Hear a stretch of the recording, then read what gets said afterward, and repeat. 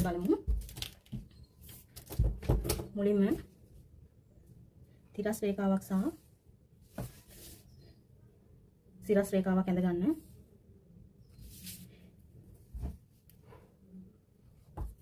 ඊට පස්සේ මේ සෙන්ටර් ලයින් එකේ ඉඳලා දෙපැත්තට අඟල් 3මාර බැගින් ලකුණු කරගන්න. ලකුණු කරලා සෙන්ටර් ලයින් එකේ ඉහළ ඉඳලා පහළටත් අඟල් 3මාරක් ලකුණු කරගන්න. මේ සයිඩ්ස් වලිනුත් අඟල් 3මාරක් ලකුණු කරගන්න. මේ ලක්ෂ්‍ය යාවෙන විදිහට රේඛාවක් ඇඳ ගන්න.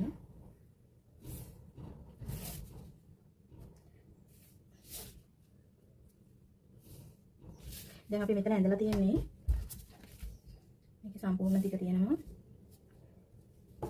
අඟල් 7ක්. මේකේ උස තියෙනවා අඟල් 3මාරක්.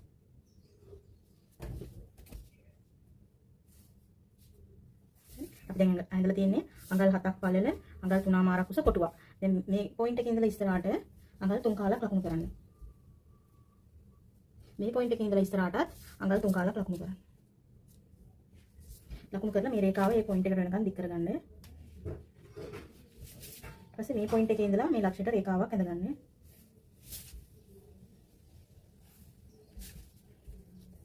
මේ සෙන්ටර් ලයින් එකේ මේ පොයින්ට් එකෙන් ඉඳලා පහළට අඟල් 3 කාලක් ලකුණු කරගන්න. එතනින් ඉඳලා පහළට අඟල් 3 කාලයි. පහළට 3 කාලයි. සමාන්තර රේඛාවක් ඇඳගන්න.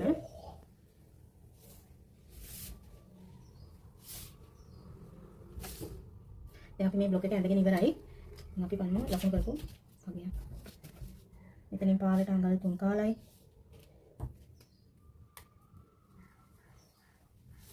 මෙතනින් ඉදිරියට අඟල් 3 කාලයි. මෙතනින් ඉදිරියට අඟල් 3 කාලයි.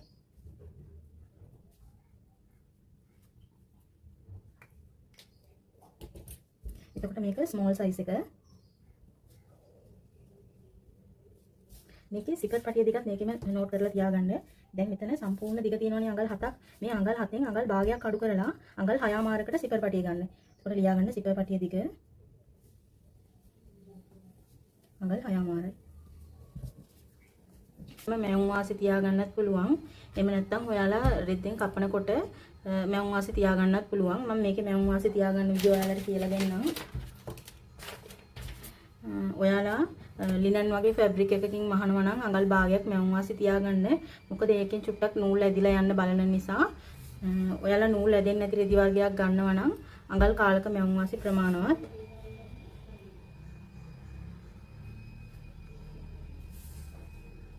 මම මේ ග්‍රේඩින් රූලෙන් මට පාසු නිසා අඟල් භාගය ලකුණු කරගන්නවා.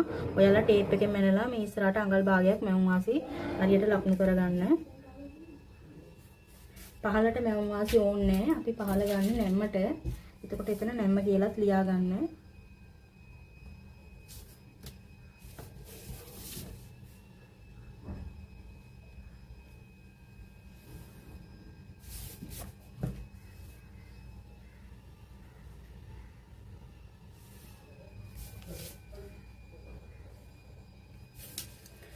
ඔයාලට රෙදි මදි වීමක් වෙලා පහළට මුට්ටුවක් ගන්න වුණොත් ඔයාලට පහළටත් මැවුම් වාසි තියලා මෙතන මුට්ටුවක් එන විදියට ගන්න පුළුවන්.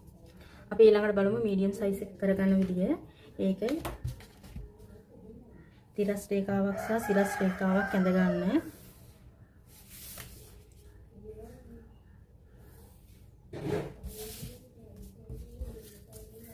මේ සෙන්ටර් පොයින්ට් එකේ ඉඳලා දෙපැත්තට අඟල් 4.3 කාල බැගින් ලකුණු කරගන්න. මේ සෙන්ටර් ලයින් එක දිගේ පහළට අඟල් 4.3 කාලක් ලකුණු කරගන්න. මේ සයිඩ්ස් වලිනුත් ඒ ප්‍රමාණයම ලකුණු කරගන්න.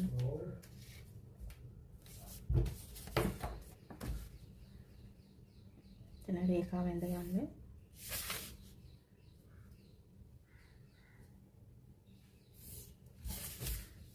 පහළ රේඛාවත් ඇඳ ගන්න. අපි දැන් මෙතන ඇඳලා තියෙන්නේ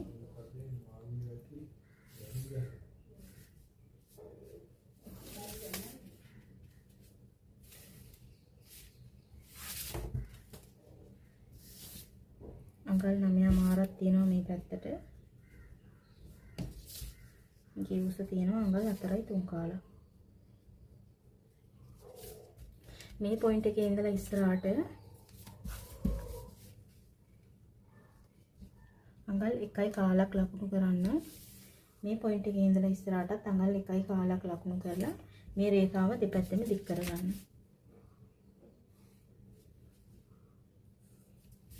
ඊට පස්සේ මේ පොයින්ට් එකේ ඉඳලා මේ ලක්ෂයට රේඛාවක් ඇඳ ගන්න.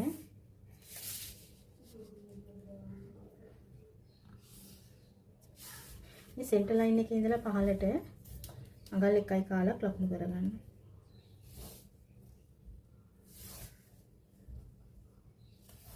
සමාන්තර රේඛාවක් අඳින්න. මේ රේඛාව මේ පොයින්ට් එකට වෙනකම් පහළට දික් කරගන්න. පැත්තෙන් දික් කරගන්න. දැන් අපි මීඩියම් සයිස් බ්ලොක් එකක් ඇඳලා ඉවරයි. මේක මීඩියම් සයිස් කියලා නෝට් කරගන්න. මේකේ සිපර් පටියේ දිග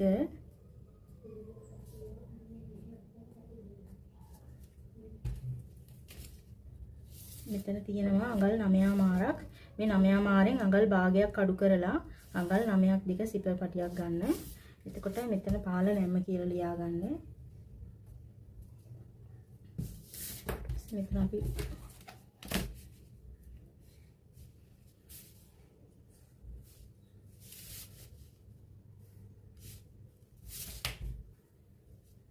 එකයි කාලයි, මෙතනට එකයි කාලයි, මෙතනට එකයි කාලයි. ඉතින් අපි මේකට වටේට මැවුම් වාසි තියාගමු.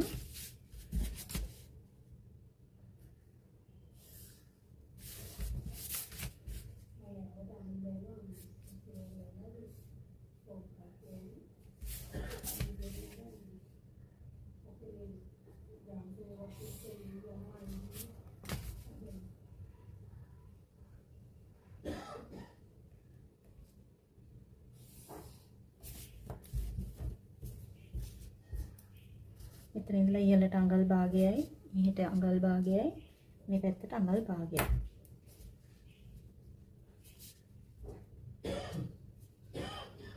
මැවුම් වාසි වලට අවශ්‍ය පරිදි අඩු වැඩි කරලා තියාගන්න පුළුවන්. ඊට පස්සේ අපි බලමු ලාර්ජ් සයිස් එක. ලාර්ජ් සයිස් එක මුලින්ම තිරස් රේඛාවක් සහ සිරස් රේඛාවක් ඇඳගන්න. මේ සෙන්ටර් ලයින් එකෙන් දෙපැත්තට 4.3 කාල බැගින් ලකුණු කරගන්න.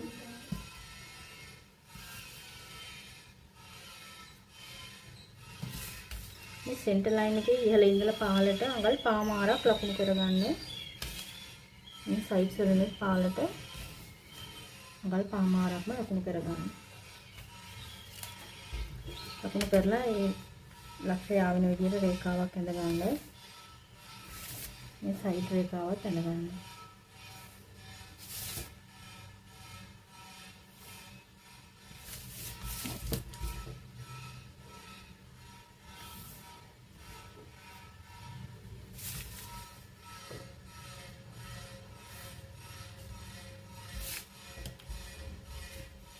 මේ කොටුවේ දැන් සම්පූර්ණ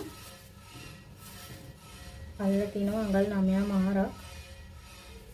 උස තියෙනවා අඟල් 5මාරක්.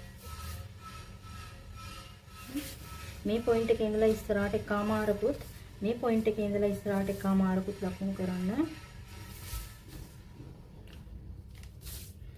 මෙතන ඉඳලා මේ පොයින්ට් එකට රේඛාවක් අඳින්න.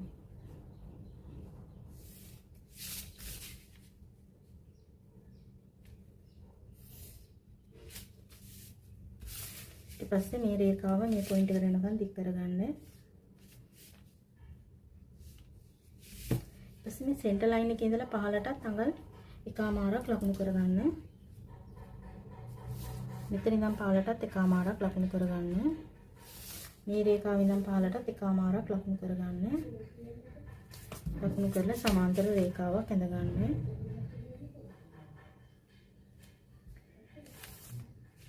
මේ රේඛාව මෙතනට පහළටම දික් කරගන්න. මේ පැත්තේ දික් කරගන්න.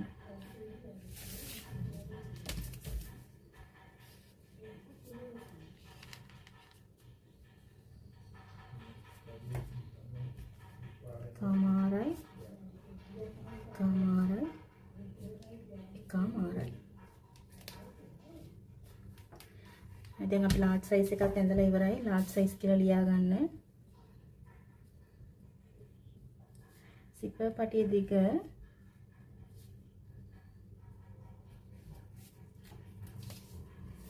එතන සම්පූර්ණ දිග තියෙනවනේ අඟල් 9මාරක්. මේකෙන් අඟල් භාගයක් අඩු කරලා අඟල් 9ක් දිගට ගන්න. මේකටත් නැවුම් වාසිය ඔයාලට වටේට තියාගන්න පුළුවන්. පහළ නැම්ම කියලාත් ලියාගන්න.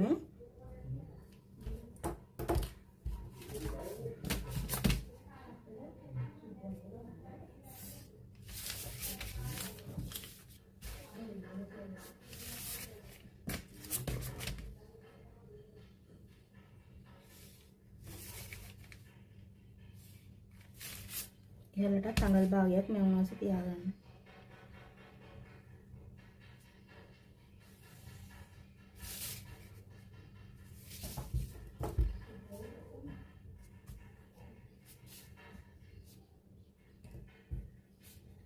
අඟල් භාගයයි අඟල් භාගයයි අඟල් භාගයයි. අපි දැන් සයිස් 3ටම බ්ලොක්ස් හදාගෙන ඉවරයි. දැන් අපි මේකට රෙදි කොටස් කපා ගන්න විදියත් චුට්ටක් බලමු. දැන් ඔයාලා මේක නැම්මට ගන්න නිසා ඔයාලා ගන්න ප්‍රධාන රෙදි කොටසෙන් රෙදි කොටස් එකක් කපා ගන්න. එකයි. ඊපස්සේ ඔයාලා මේකට ලයිනින් දාන්න. දැන් ඔයාලා මේක ලිනන් ෆැබ්‍රික් එකකින් කරලා ඇතුළට ස්පොන්ජ් ෂීට් එකක් දානවා නම් ඒකට යටිනොත් අපි ස්පොන්ජ් ෂීට් එක තියලා වටේට නූල් ගහන්න ඕනේනේ. එතකොට අපිට ඒකට යටිනොත් ලයිනින් එකක් තියන්න වෙනවා. නැත්නම් ස්පොන්ජ් ෂීට් එක ඩැමේජ් වෙනවා. ඉතින් එතකොට ඔයාලා ස්පොන්ජ් ෂීට් එක තියලා ගන්නවා නම් එක මහන්න ගන්නවා නම් ලයිනින් කොටස් දෙකක් කපා ගන්න.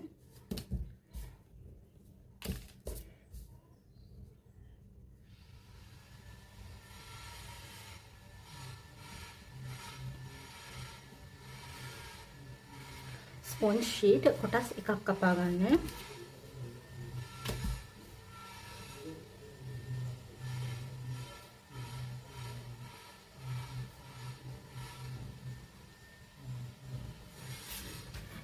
ඔයාලා මේ විදිහට බ්ලොක් හදලා අපි ඊළඟ දවසේ රෙදි කපලා මහමු. මේ බ්ලොක්ස් ටික ඔයාලා කපලා කොලයක තියාගන්නවට වඩා හොඳයි කාඩ්බෝඩ් එක කාලවලා තියාගන්න එක. ඔයාලට එතකොට කාලයක් ඒක පාවිච්චි කරන්න පුළුවන්. කොලයට අග්ගලා ඩැමේජ් වෙන්න බලන නිසා. ප්‍රධාන පාළුව මේක මම රෙදි කොටස් දෙකක් විදියට කපාගෙන තියෙන්නේ. පහළ මූට්ටුවක් එනවා. මම මම වාසිය අඟල් භාගයක් පහළට තියාගෙන තමයි කොටස් දෙකක් විදියට කපාගෙන තියෙන්නේ. ඊළඟට ස්පොන්ජ් ෂීට් කොටු දෙකක් කපා ගන්න. අපි ප්‍රධාන පළුව ස්පොන්ජ් ෂීට් එක මත තියලා වටේට මැස්මක් මසාගත් පසු වැඩි කොටස් අපිට කපලා ඉවත් කරගන්න පුළුවන්. ඊළඟට ලයිනින් පළුවත් මම කොටස් දෙකක් විදියට කපාගෙන තියෙන්නේ. ප්‍රධාන පළුව කොටස් දෙකක් ආකාරයට කපාගෙන තියෙන නිසා ලයිනින් එකත් කොටස් දෙකකට කපාගෙන තියෙන්නේ. අපි මහද්දී ස්පොන්ජ් ෂීට් එක මත ප්‍රධාන පළුව තියලා ස්පොන්ජ් ෂීට් එකට යටින් ලයිනින් පළුව තියලා තමයි වටේට මැස්මක් මහන්නේ. ඔයාලා ප්‍රධාන පළුව නැම්මට කපා ගන්නවා නම් ස්පොන්ජ් ෂීට් එක තනි කොටුවක් කපා ගන්න නැම්මකට එන විදියට ලයිනින් කොටසත් නැම්මට කපා ගන්න. ඊළඟ ලයිනින් කොටස මේක ඔයාලා ප්‍රධාන පළුව නැම්මට කපා ගත්තත් මේ පළුව අනිවාර්යෙන් පහළට මූට්ටුවක් වෙන විදිහට කපා ගන්න. මොකද අපි මේ පර්ස් එක මාලා ඉවරුණාට පස්සේ අපිට හොඳ පිටට අරව ගන්න ඕපන් එකක් ඕනේ. ඒ නිසා අනිවාර්යෙන් මේක විවර සහිතවම කපා ගන්න. පහළට මැවුම් වාසිය අඟල් භාගයක් තියාගන්න. ඊළඟට ප්‍රධාන පළුව ලස්සන කරගන්න මම අද රේන්දයක් පාවිච්චි කරන්නේ. ඔයාලට පුළුවන් මේ වගේ දෙයක් භාවිතා කරන්න. ඊළඟට සිපර් පටිය මම අරන් තියෙන නම්බර් 5 ශිපර් පටිය. ඒකට නම්බර් 5 ශිපර් හෙඩ් එකක් අරන් තියෙනවා. මේ ශිපර් පටිය දෙපැත්තට මහන්න අපිට පොඩි පටි දෙකක් ඕනේ. මෙන්න මේ විදිහට ෆිනිෂ් කරගන්න. ඔයාලට පුළුවන් අඟල් 1යි කාලක් පළල චූටි පටි කොටස් දෙකක් කපා ගන්න. ඊළඟට හැන්ඩල් පටිය මම මේකට අරගෙන තියෙනවා අඟල් 10ක් දිග අඟල් 2ක් පළල පටි කොටසක්. මුලින්ම ප්‍රධාන පළුව අරගෙන ඒකේ ඉහළ ඉඳලා පහළට අඟල් දෙකක් ලකුණු කරලා මම රේඛාවක් ඇඳගෙන තියෙනවා. ඒ රේඛාව ඇඳලා තියෙන්නේ මේ පෑන් මහණේකට බලමු ඉරේසබල් පෙන් කියලා. මේක මැහුම් බඩු විකුණන ෂොප් වලින් ඔයාලට ගන්න පුළුවන්. මේ පෑනෙන් අඳින රේඛා අයන් කරාම මැකිලා යනවා. දැන් අපි ඇඳගත්ත රේඛාව දිගේ රේන්ද පටිය තියලා මහන්න ඕනේ. රේන්ද පටිය ඉහළ සහ පහළ දෙපැත්තටම මැහුම් ගහන්න ඕනේ.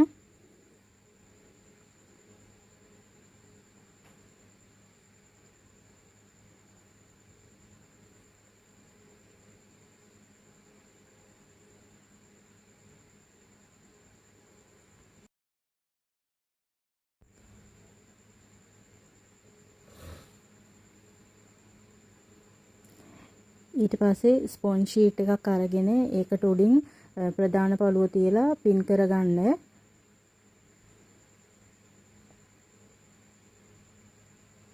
ඊට පස්සේ ස්පොන්ජ් ෂීට් එකේ වැඩි කොටස් කපලා ඉවත් කරගන්න.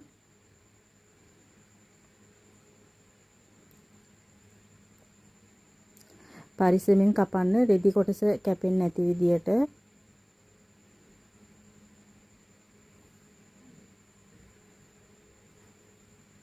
ඊට පස්සේ ඊට යටින් අපි ලයිනින් කොටස තියලා මහන්න ඕනේ.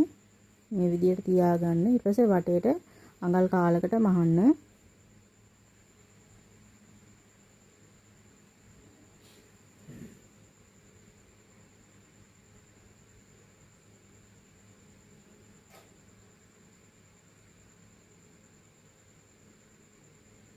ඊළඟ ස්පොන්ජ් ෂීට් එකත් අරගෙන ඒකට උඩින් ප්‍රධාන පළුව තියලා වටේට පින් කරගන්න. ඒකෙත් වැඩි කොටස් කපලා ඉවත් කරගන්න.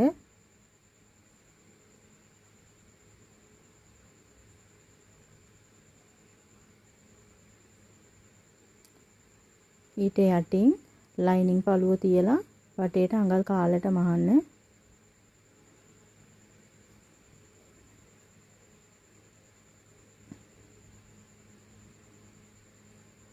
ඊට පස්සේ සිපර් පටිය අරගෙන ඒ පටියේ හරි මැද ලකුණු කරගන්න. ෂිපර් හෙඩ් එක ඇතුල් කරගන්න.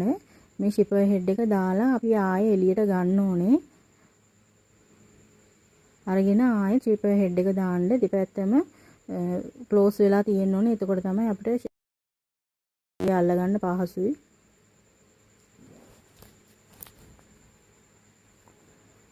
පයිපින් පටිය අරගෙන පයිපින් පටිය හොඳ පිටට ෂිපර් එකේ හෙඩ් එක අපිට පේන විදියට තියලා අඟල් කහලට මාන්න.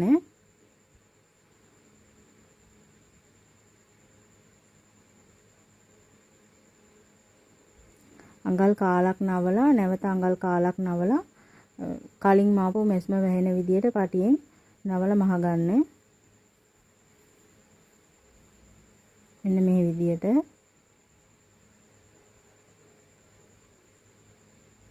දැන් සිපර් පටියේ පළලට පයිපින් එක ඉතුරු වෙන විදියට තියලා වැඩිපුර කොටස් කපලා ඉවත් කරගන්න.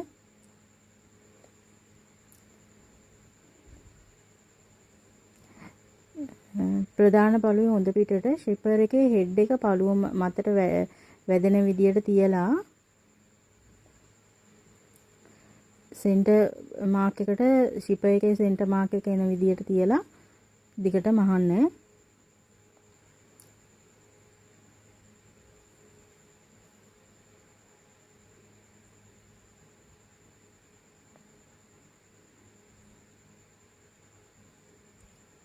ටැග් කරලා මාන්න පටන් ගන්න. ෆුට් එක ෂිපර් හෙඩ් එක ළඟට ආවම ෆුට් එක පොඩ්ඩක් උස්සලා ෂිපර් හෙඩ් එක ඉස්සරහට තල්ලු කරලා ආයෙ දිගටම මාන්න.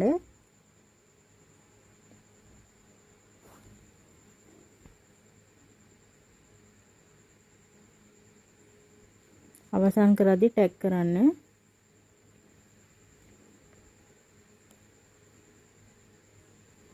ඊළඟ ප්‍රධාන පළුවත් අරගෙන ඒකේ සෙන්ටර් පොයින්ට් එකට ෂිපර් එකේ සෙන්ටර් පොයින්ට් එක එන විදියට තියලා දිගටම මහන්න.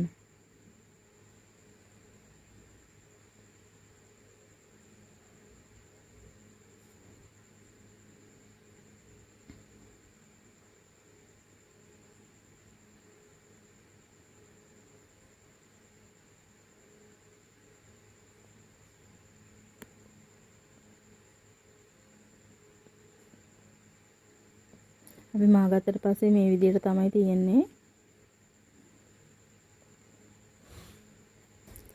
දැන් මේ ෂිපර් පටිය උඩට අපි ලයිනින් පළුව තියලා මහන්න ඕනේ.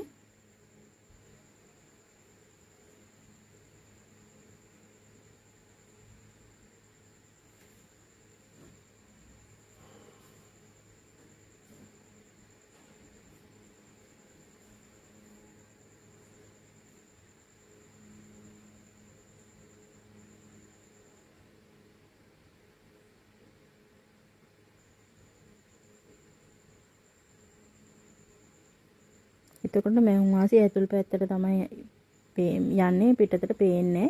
ඊළඟ පැත්තේ තේ විදියටම ෂිපර් පටිය මතට ලයිනින් පළුව තියලා දිගටම මාන්න. හොඳට බලාගන්න ෂිපර් පටිය උඩට තමයි ලයිනින් කොටස තියන්න ඕනේ.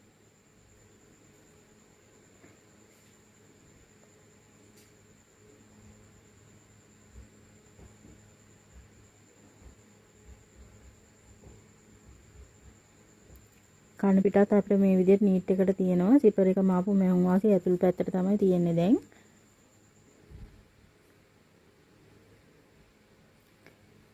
ඊට පස්සේ අපි ප්‍රධාන පළුවේ උඩට අවුට්ලයින් එකක් ගන්න ඕනේ.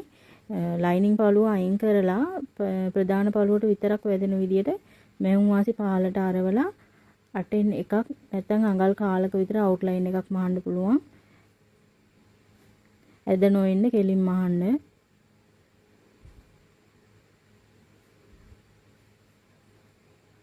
අනිත් පැත්තත් ඒ වගේම මැහුම් වාසි පාලට ආරවලා ලයිනින් පළුව අවුෙන්නේ නැති විදියට අවුට්ලයින් එක මහන්න.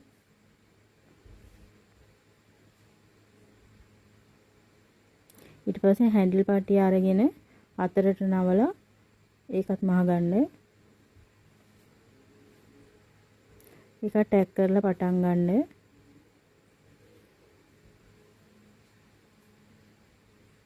පටිය අනිත් පැත්තටත් අවුට්ලයින් එකක් මහන්න.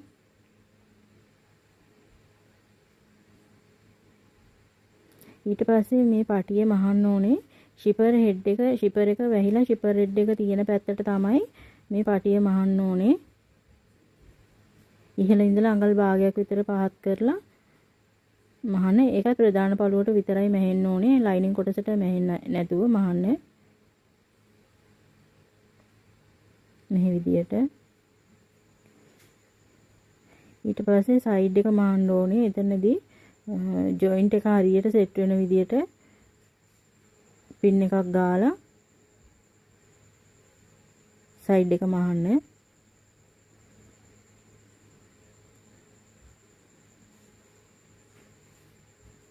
හරියට එතන ජොයින්ට් එකට ජොයින්ට් එක එන විදියට මහන්න. ටැග් කරලා අවසන් කරන්න. අනිත් පැත්තත් ඒ විදියටම මූට්ටුවට මූට්ටු වෙන විදියට තියලා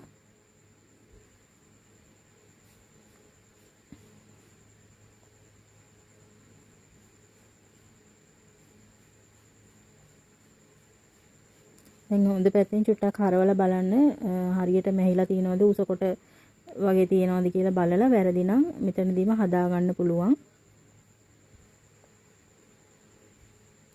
ඊට පස්සේ අඩිය මහන්න.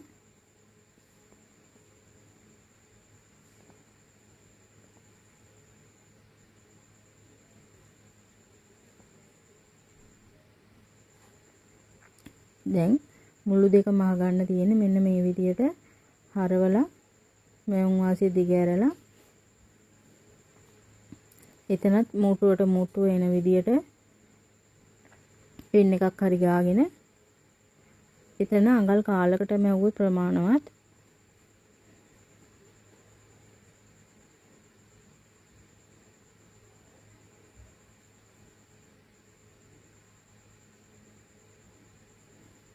බලා ගන්න හරවන විදිය.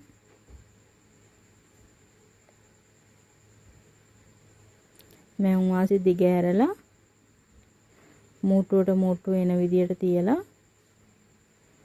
පින් එකක් හරි ගාගෙන අඟල් කාලේ මැවුම් වාසියට මහන්න. ඊට පස්සේ ලයිනින් එකේ හරි මැද ලකුණු කරගන්න.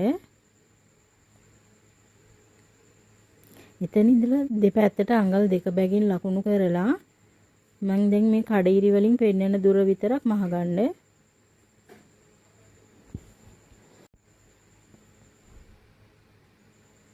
හොඳට ටැක් කරලා මහන්න.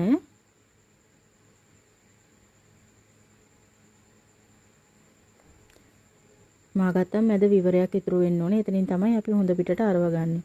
දැන් ලයිනින් එකේ මුළු දෙකත් මහගන්න. එතනත් ජොයින්ට් එකට ජොයින්ට් එක එන විදියට අඟල් කාලට මහන්න.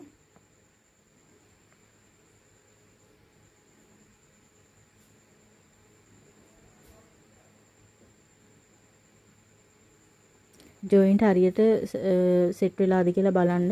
වැරදි නම් මෙතනදී ගලවලා ආයෙ හදා ගන්න පුළුවන්.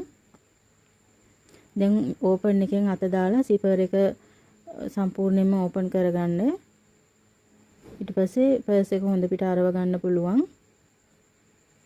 බලන්න මැහුම් වාසි මොකුත් පිටතට පේන්නේ නැහැ. දැන් මෙතන තියෙන ඕපන් එක මැහුම් වාසි ඇතුල් පැත්තට හරවලා අයින දිගේ මැස්මක් මසා ගන්න.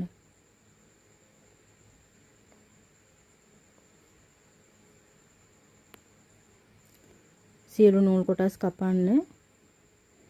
දැන් පර්ස් එකේ සම්පූර්ණ වැඩ ඉවරයි. බලන්න මැහුම් වාසි කොයින්වත් පේන්නේ ලස්සනට තියෙනවා. හොඳ පිට හරවලා මුළු උඩට පොයින්ට් කරගන්න.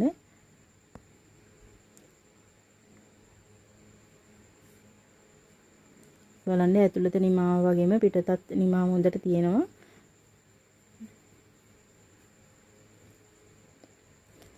මෙතන රේන්දේට වෙනුවට ඔයාලට වෙන මොනාරි පාවිච්චි කරලා ලස්සන කරගන්න පුළුවන්. ඇතුලේ පිළිවෙලටම තියෙනවා. අපි පර්ස් එක මාලා ඉවරයි.